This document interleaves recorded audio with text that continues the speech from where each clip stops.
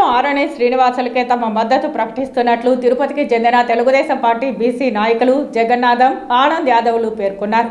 టీడీపీలో బీసీలకు సమన్యాయం కలిగిందన్నారు.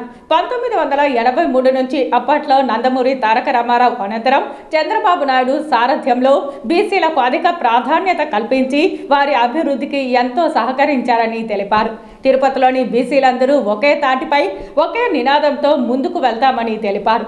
తిరుపతిలో 1,46,000 బీసీ ఓట్లు ఉన్నాయని, అందరూ ఆరణి శ్రీనివాసులకే మద్దతు ఇస్తున్నట్లు తెలిపారు. బుధవారం తిరుపతి ప్రెస్ క్లబ్లో మీడియా సమావేశంలో మాట్లాడారు. క్షేత్రం తిరుపతిలో మేమందరూ కూడా బీసీ కులాలుగా పుట్టడం మాకు చాలా ఆనందదాయకంగా ఉంది.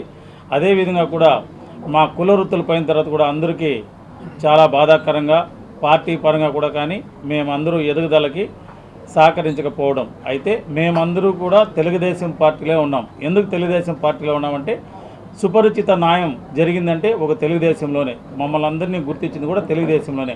అదేవిధంగా తిరుపతిలో ఉన్నటువంటి 2 లక్షల ఓటర్లో కూడా మేమే అత్యధిక ఓట్లు ఉన్నాం. అంటే 1,46,000 ఓట్లు మేము బీసీలు ఉన్నాం. అదేవిధంగా తెలుగుదేశమే కాకుండా ఈ రోజు వరకు కూడా తిరుపతిలో ఏ పార్టీ రూలింగ్లోకి వచ్చినా కూడా అది కేవలం బీసీ ఓట్లతోనే వచ్చింది. దానికి సాక్ష్యాలు, నిదర్శనాలు మా దగ్గర ఉన్నాయి. కేవలం బీసీలు అందరూ కూడా ఇప్పుడు తెలుగుదేశం వెనకాలే ఉన్నాం.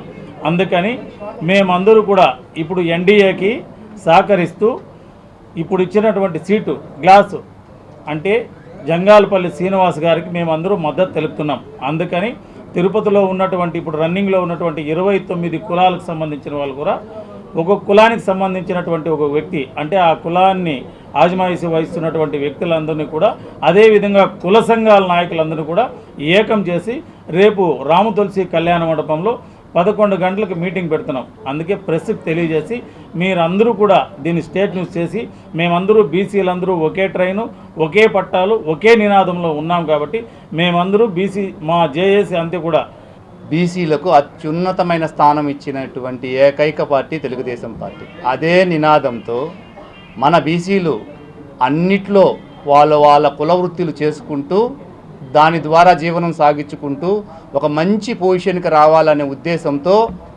వాళ్ళ ఉనికి చూపించుకుంటున్నారు. కానీ కొన్ని వర్గాలు ఈ బీసీలను అనగదొక్కాలనే ఉద్దేశంతో వాళ్ళకి రావాల్సిన రిజర్వేషన్లన్నీ వాళ్ళకి అందకపోగా అవి చూపించుకొని వేరే వాళ్ళు చేసుకోవడం వల్ల మా బీసీలందరూ ఎక్కడ ఉన్న వాళ్ళు అక్కడే ఉండిపోయినారు. ఇది న్యాయం కాదు.